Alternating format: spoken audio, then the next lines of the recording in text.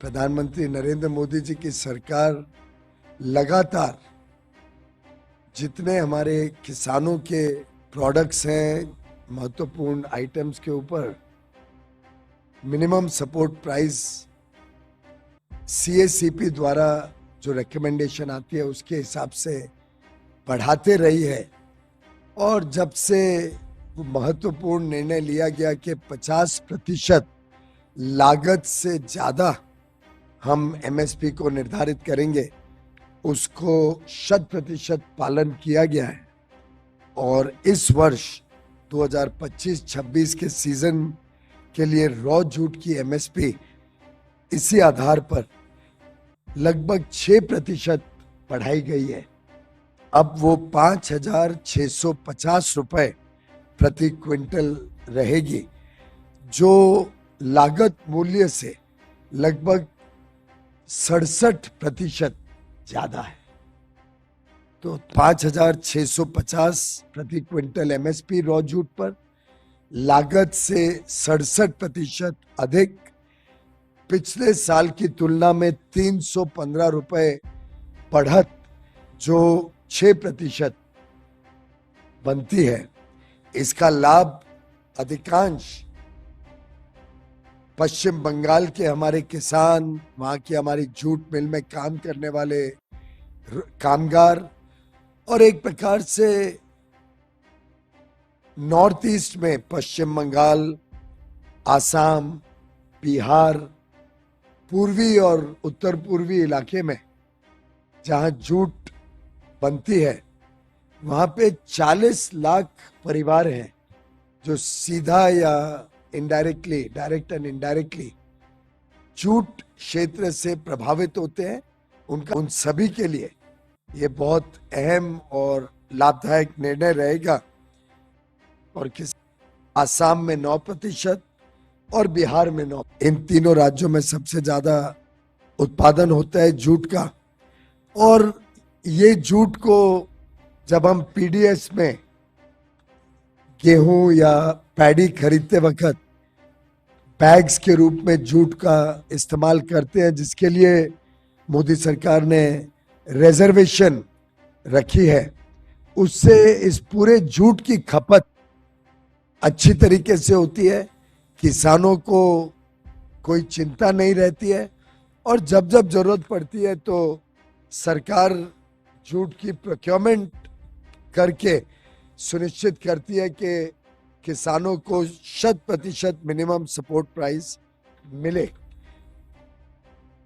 इसका एक बड़ा प्रभाव एक्सपोर्ट पर भी होता है, क्योंकि कई सारे आजकल जूट के प्रोडक्ट्स जिसको पर्यावरण के हिसाब से अच्छा माना जाता है, बायोडिग्रेडेबल है, उसमें भी हमारे जूट के प्रोडक्ट्स निर्यात का सिलसिला लगातार बढ़ता जा रहा है, चलता जा रहा है और उसमें भी सरकार पूरी तरीके से सहयोग करती है।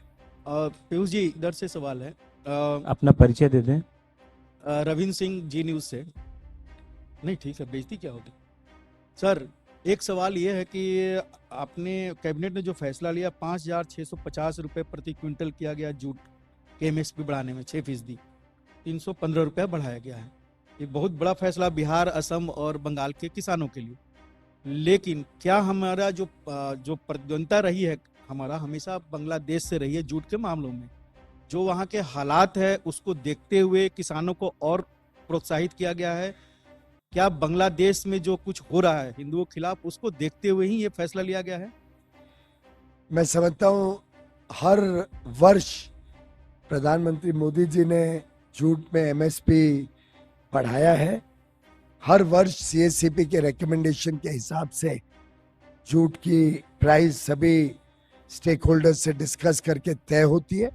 और इस वर्ष भी जो लागत है, लागत पे जैसे मैंने बताया 67% ज्यादा जोड़कर 315 रुपए जूट बढ़ाई गई है।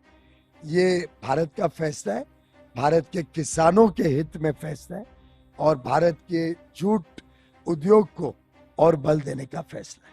So the question was on jute. So the jute products have good potential for exports.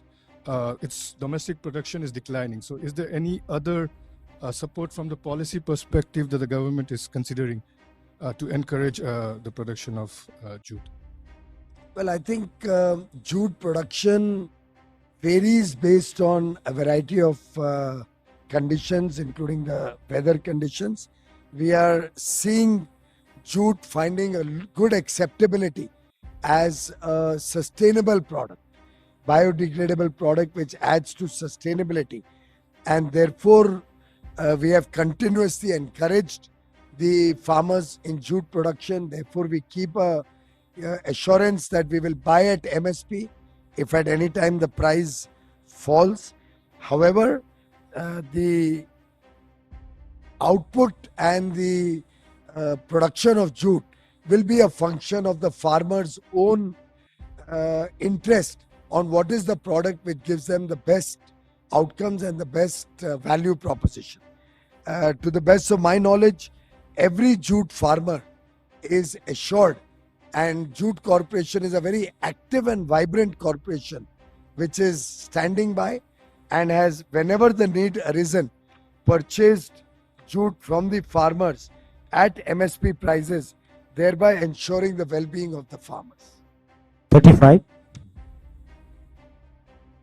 Related to the extension of National Health Mission, that is what you said earlier, that the two major decisions were taken. So it is the same extended in 2021 or anything more, something, what is add on in this decision? Today was the progress report, as I just explained to you, and it demonstrates that there have been significant outcomes of the National Health Mission, and which is encouraged the government to look at a further continuation of the scheme for the next 2 years as per the 5-year extension given in 21, and continue to improve the various parameters and work towards the sustainable development goal number 3.